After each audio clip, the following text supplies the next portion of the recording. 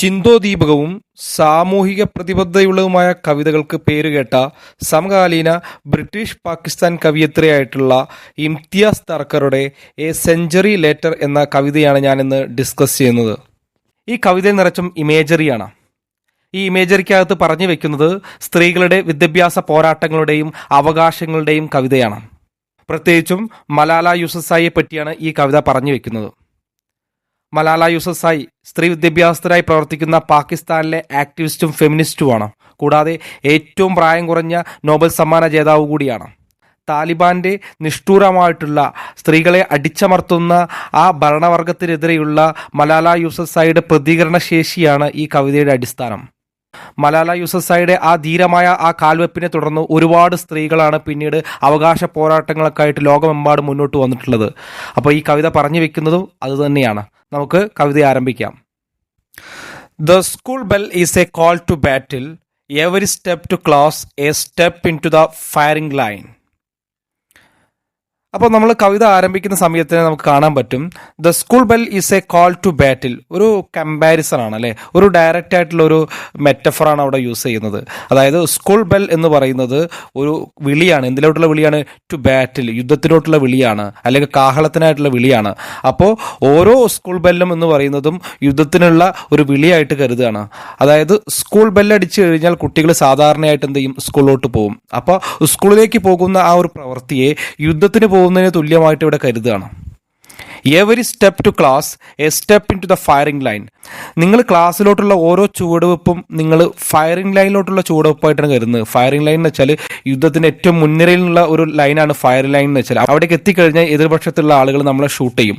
അപ്പോൾ ഇവിടെ ഉദ്ദേശിക്കുന്നത് എന്താ വെച്ചാൽ താലിബാനെ പോലെയുള്ള ഭീകര സംഘടനകൾ ഇത്തരത്തിലുള്ള അഫ്ഗാനിസ്ഥാൻ പോലുള്ള രാജ്യങ്ങളിലൊക്കെ സ്ത്രീകളെ, പ്രത്യേകിച്ച് കുട്ടികളുടെ വിദ്യാഭ്യാസ അവകാശങ്ങൾ ഹനിക്കപ്പെടുകയാണ്. കാരണം പെൺകുട്ടികൾ പഠിക്കാൻ പാടില്ല, പെൺകുട്ടികൾ മുന്നോട്ട് വരാൻ പാടില്ല, പെൺകുട്ടികളെ എല്ലാ തരത്തിലും നിരുത്സാഹപ്പെടുത്തുന്ന നിയമങ്ങളാണ് ഈ താലിബാൻ സംഘടനകൾക്ക് കീഴിലുള്ളത്. അത്തരത്തിലുള്ള രാജ്യങ്ങളിൽ പെൺകുട്ടികളുടെ അവകാശങ്ങൾ അവിടെ നിഷേധിക്കുകയാണ്. അപ്പോൾ ഇത്തരത്തിൽ ഏതെങ്കിലും ഒരു പെൺകുട്ടി പഠിക്കാനായിട്ട് സ്കൂളിലോട്ട് പുറപ്പെടുകയാണെങ്കിൽ, അല്ലെങ്കിൽ സ്കൂൾ ബെല്ല് കേട്ടിട്ട് മുന്നോട്ട് വരികയാണെങ്കിൽ അത് അവർ യുദ്ധഭൂമിയിലേക്ക് പോകുന്നതിന് സമാനമായിട്ടാണ് കരുതുന്നത്. അപ്പോൾ ഓരോ സ്കൂൾ ബെല്ലും എന്ന് പറയുന്നത് യുദ്ധഭൂമിയിലോട്ടുള്ള വരവാണ്. അതിൽ നിങ്ങൾ ഓരോ സ്റ്റെപ്പും ഫയറിംഗ് ലൈനടുത്തേക്ക് നിങ്ങൾ കാലെടുത്ത് വെക്കണം. അപ്പോൾ യുദ്ധത്തിന് വേണ്ടിയിട്ട് എല്ലാവരെയും പ്രോത്സാഹിപ്പിക്കുന്ന രീതിയിൽ, അതായത് നിങ്ങൾ മുന്നോട്ട് വരണം. ഈ കവിതയ്ക്കകത്ത് ബിംബങ്ങളിലൂടെ പറഞ്ഞു വെക്കുന്നത്, അല്ലെങ്കിൽ ഇത്തരത്തിലുള്ള മെറ്റഫറിലൂടെ പറഞ്ഞു വെക്കുന്നത്, മലാല യൂസഫ്സായി എന്ന് പറഞ്ഞ പെൺകുട്ടി പാകിസ്ഥാനിൽ പഠിക്കണം എന്ന ആഗ്രഹവുമായി മുന്നോട്ട് പോയ സമയത്ത് സ്കൂൾ വിട്ട് വരുന്ന വഴി ഇത്തരത്തിലുള്ള തീവ്രവാദികൾ വെടിവെക്കുകയും അവൾ അപകടത്തിൽപ്പെടുകയും പിന്നീട് അവൾ അപകടം തരണം ചെയ്ത് മുന്നോട്ട് വരികയും അവളുടെ ഇച്ഛാശക്തി കണ്ട് ഒരുപാട് പെൺകുട്ടികൾ ആ ഒരു ആശയവുമായിട്ട്, വിദ്യാഭ്യാസം നേടണം എന്നുള്ള അവകാശവുമായി മുന്നോട്ട് വരികയും ലോകം മുഴുവൻ അവരുടെ കൂടെ നിൽക്കുകയും ചെയ്തിട്ടുണ്ടായിരുന്നു. അപ്പോൾ ആ ഒരു സംഭവത്തിന് പിറകു പറ്റിയിട്ടാണ് ഈ ഒരു കവിത. അപ്പോൾ പെൺകുട്ടികളുടെ അവകാശങ്ങളുമായിട്ട് മുന്നോട്ട് വരണം, പഠിക്കാൻ മുന്നോട്ട് വരണം എന്നുള്ള ഒരു ഉത്ബോധനത്തിന്റെ ഒരു കവിത കൂടിയാണത്. അപ്പോൾ നമുക്ക് നോക്കാം. Here is the target. അവരാണ് ലക്ഷ്യം എന്ന് പറയുന്നത്. അതായത് ഈ പെൺകുട്ടികൾ ഈ മുൻനിരയിലേക്ക് വരുന്നുണ്ടെങ്കിൽ അവരെ മുന്നം വെക്കാനായിട്ട് എതിർപക്ഷത്ത് ആളുകളുണ്ട്, തോക്കുധാരികളുണ്ടെന്ന് പറയാണ്. Fine skin at the temple. അപ്പോൾ അവിടെ വരുന്ന പെൺകുട്ടികളുടെ നിറം എന്ന് പറയുന്നത് വളരെ ഫൈൻ സ്കിൻ ആണ്, വളരെ ഭംഗിയുള്ള പെൺകുട്ടികളാണ് അല്ലേ. അത് വേണമെങ്കിൽ മലാല യൂസഫ്സായിയെ കമ്പയർ ചെയ്ത് ഉപയോഗിക്കാം. അല്ലെങ്കിൽ പെൺകുട്ടികൾ എന്ന് പറയുന്നത് വളരെ ഭംഗിയുള്ളതാണ്, പക്ഷെ അവരെ കൊണ്ട് ആ ഭംഗി മാത്രമുള്ള, ഒന്നും ചെയ്യാൻ പറ്റാത്ത നിഷ്ക്രിയരായിട്ടുള്ള ആളുകൾ എന്ന് വേണമെങ്കിൽ നമുക്ക് സൂചിപ്പിക്കാം. അപ്പോൾ ഫൈൻ സ്കിൻ ആണ്. എവിടെയാണ്? At temple. ടെമ്പിൾ എന്ന് വെച്ചാൽ നെറ്റിയുടെ സൈഡ് ഭാഗത്താണ്. അപ്പോൾ നെറ്റിയുടെ ഈ സൈഡ് ഭാഗത്ത് വളരെ ഭംഗിയുള്ള, നിറമുള്ള, കാണാൻ ഭംഗിയുള്ള പെൺകുട്ടികളാണ് ആ മുന്നോട്ട് വരുന്നത് പറയണം. Cheek still rounded from being 15. അവരുടെ കവിളുകളൊക്കെ നല്ല തുടുത്തിട്ടുണ്ട് അല്ലേ, തുടുത്ത കവിളുകളാണ്. From being 15, 15 വയസ്സായിട്ടുണ്ടായിരിക്കും. അപ്പോൾ 15 വയസ്സായിട്ടുള്ള ആ പെൺകുട്ടികൾ, വളരെ ഭംഗിയുള്ള പെൺകുട്ടികൾ ഈ സ്കൂളിലെ ബെല്ല് കേട്ട് ഓരോ അടി മുന്നോട്ട് വെക്കുകയാണ്. അത്തരത്തിൽ വെക്കുന്ന ഓരോ അടിയും അവർ യുദ്ധഭൂമിയിലേക്ക് വരുന്നതിന് സമാനമാണെന്നാണ് പറയുന്നത്. അപ്പോൾ ഈ ഒരു പെൺകുട്ടി സ്കൂളിൽ പോകണം എന്ന ആഗ്രഹവുമായി മുന്നോട്ട് വരുന്ന സമയത്ത് ആ ഒരു ബാറ്റിൽ ഫീൽഡിൽ, ആ ഫയറിംഗ് ലൈനിൻ്റെ അവിടെ എത്തിയപ്പോൾ അവൾ എന്ത് സംഭവിക്കുകയാണ്? സറണ്ടേർഡ്, അവളെ കീഴടക്കുകയാണ് അല്ലേ. സറൗണ്ടഡ്, ചുറ്റും കൂടി വളഞ്ഞു അല്ലേ. She takes the bullet in the head. അപ്പോൾ തോക്കുധാരികളായുള്ള തീവ്രവാദികൾ ഈ പെൺകുട്ടികളെ നേരെ വെടിയുതിർക്കുകയാണ്.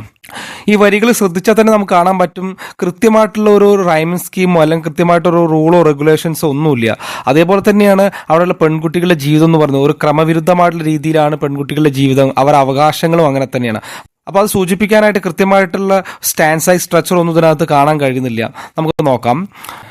ആൻഡ് വാക്സ് ഓൺ, അവളുടെ നെറ്റിയിൽ വെടി ഉതിർത്തെങ്കിലും അല്ലെ വെടിയേറ്റെങ്കിലും അവൾ മുന്നോട്ട് നടന്നു എന്നാണ് പറയുന്നത്. അപ്പം അതുപോലെ തന്നെ മലാല യൂസഫ്സായി വെടിയേറ്റ് അവിടെ കിടന്നിരുന്നെങ്കിൽ ഒരു സാധാരണ പെൺകുട്ടിയായിട്ട് മാറിയിരുന്നു അല്ലേ. പക്ഷെ അതല്ല സംഭവിച്ചു, അവൾ മുന്നോട്ട് നടന്നു. The missile cuts A path way in her mind.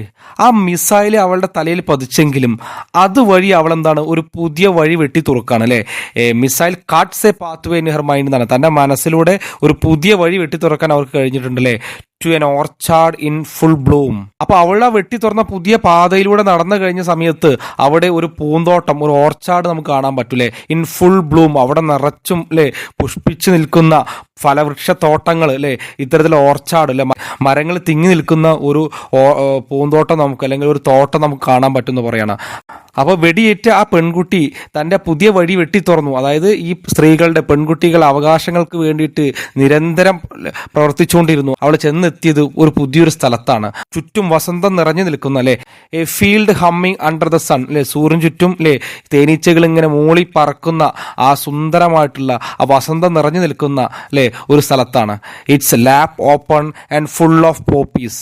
മാത്രമല്ല ആ പൂന്തോട്ടത്തിന്റെ മടിത്തട്ട് എന്ന് പറയുന്നത് മുഴുവൻ എന്താണ്, പോപ്പി പുഷ്പങ്ങൾ കൊണ്ട് നിറഞ്ഞിരിക്കുകയാണ്. അപ്പോൾ പോപ്പി എന്ന് പറയുന്ന പുഷ്പത്തിനെ ഇതുവഴി അവതരിപ്പിക്കുമ്പോൾ തന്നെ ഒരു പോസിറ്റിവിറ്റിയാണ്, ഒരു ശുഭാപ്തി വിശ്വാസമാണ് അല്ലേ. അതായത് പെൺകുട്ടികൾ എത്ര പ്രതിസന്ധി ഘട്ടങ്ങൾ ഉണ്ടെങ്കിലും അതിനെ തരണം ചെയ്ത് അവരുടെ അവകാശങ്ങൾക്ക് വേണ്ടി മുന്നേറണം എന്നുള്ള ആ ഒരു പ്രതീക്ഷ അതിനകത്ത് കാണാൻ കഴിയുന്നുണ്ട്. This girl has won the right to be ordinary. അപ്പോൾ ആ ഒരു ബാറ്റിൽ ഫീൽഡിലൂടെ നടന്ന് ആ ഫയറിംഗ് ലൈനിന് മുന്നിലെത്തി വെടിയേറ്റി വീണിട്ടും മുന്നോട്ട് പോയിട്ട് പുതിയൊരു വഴി വെട്ടി തുറന്ന ആ പെൺകുട്ടിക്ക് എന്താണ്, അവൾക്കൊരു റൈറ്റ് കിട്ടി, ഒരു അവകാശം കിട്ടി. അവൾ വിജയിച്ചിട്ടുണ്ട് അല്ലേ. ഹാസ് വോൺ ദ റൈറ്റ്, എന്ത് അവകാശം അവൾ വിജയിച്ച് നേടിയത്? ടു ബി ഓർഡിനറി, സാധാരണ ജീവിതം നയിക്കാനുള്ള, സാധാരണ ഒരു ആൺകുട്ടികളെ പോലെ തന്നെ പെൺകുട്ടികൾക്കും അവകാശം നേടിയെടുക്കണം, വിദ്യാഭ്യാസ അവകാശം നേടിയെടുക്കണം എന്നുള്ള ആ റൈറ്റ് അവൾ നേടിയെടുക്കുകയാണ്. Wear bangles to a wedding, paint her finger nails, go to school.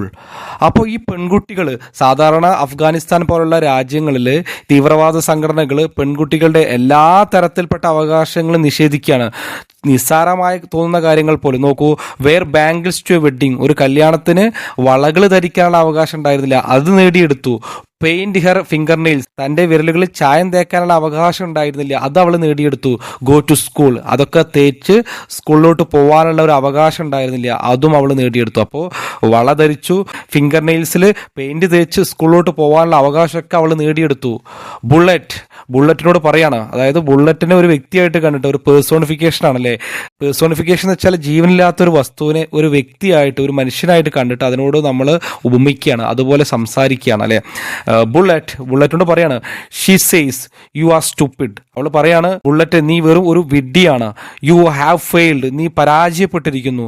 U cannot kill a book, നിനക്കൊരു ബുക്കിനെ കൊല്ലാൻ കഴിയില്ല. Or the buzzing in it, അതിനകത്ത് വരുന്ന ആ ശബ്ദം അല്ലേ, വളരെ പതിഞ്ഞ ഒരു ബസ്സിങ് സൗണ്ട് അതിനകത്തുന്നുണ്ട്, അത് നിനക്കൊരിക്കലും അവസാനിപ്പിക്കാൻ കഴിയില്ല. എ മർമർ, ഒരു ചെറിയ ശബ്ദം അല്ലേ. എ സ്വാം, ഒരു കൂട്ടമായിട്ട് മാറിയിട്ടുണ്ട്. അത് സ്വാം എന്ന് വെച്ചാൽ കൂട്ടമായിട്ട്. ആദ്യം എൻ്റെ ശബ്ദം മാത്രമായിരുന്നു, പക്ഷെ അത് പിന്നെ എൻ്റെ പിറകു പറ്റി ഒരുപാട് സ്ത്രീകൾ, പെൺകുട്ടികൾ ഇതേപോലെ മുൻനിരയിലേക്ക് ഇറങ്ങുന്നുണ്ട്. അവർ കൂട്ടമായിട്ട് വരികയാണ്. ബിഹൈൻഡ് ഹെർ, എൻ്റെ പിറകിൽ വരികയാണ്, അവളുടെ പിറകിൽ വരികയാണ്. വൺ ബൈ വൺ, ഒന്നൊന്നായിട്ട് പിറകിൽ വന്നുകൊണ്ടിരിക്കുകയാണ്. The school girls are standing up, ആ പെൺകുട്ടികൾ അത് സ്കൂളിൽ പോകാനായിട്ട് അവിടെ കാത്തു നിൽക്കുകയാണ്. To take their places on their front line, അവരെല്ലാവരും ഞാൻ ആദ്യം എന്ന രീതിയിൽ ആ ഫ്രണ്ട് ലൈനിലോട്ട്, ആ യുദ്ധഭൂമിയിലെ മുൻനിരയിലേക്ക്, വെടിയേൽക്കുന്ന ആ മുൻനിരയിലേക്ക് അവർ മുന്നോട്ട് വരികയാണ്. അതായത് നിങ്ങൾ തോറ്റിരിക്കുന്നു, ബുള്ളറ്റ് നിങ്ങൾ പരാജയപ്പെട്ടിരിക്കുന്നു, നിങ്ങളുടെ ഓരോ ബുള്ളറ്റും ഞങ്ങളുടെ അവകാശങ്ങളുടെ മുകൾ കടന്നു കയറുമ്പോൾ ഞങ്ങൾ പ്രതികരിക്കും, ഞങ്ങൾ മുന്നോട്ട് വരും, ഞങ്ങൾ ഇനിയും സ്കൂളിലോട്ട് പോകും, ഞങ്ങൾക്ക് ഇനിയും അവകാശങ്ങൾ നേടിയെടുക്കാനുണ്ട്, ഞങ്ങളുടെ ശബ്ദം ഒരിക്കലും അവസാനിക്കില്ല, ഞങ്ങൾ ഒത്തൊരുമിച്ച് 10 മടങ്ങായിട്ട് മുന്നോട്ട് വരും എന്ന് പറഞ്ഞുള്ള പെൺകുട്ടികളുടെ അവകാശങ്ങൾക്ക് വേണ്ടിയുള്ള ഒരു കവിതയാണിത്.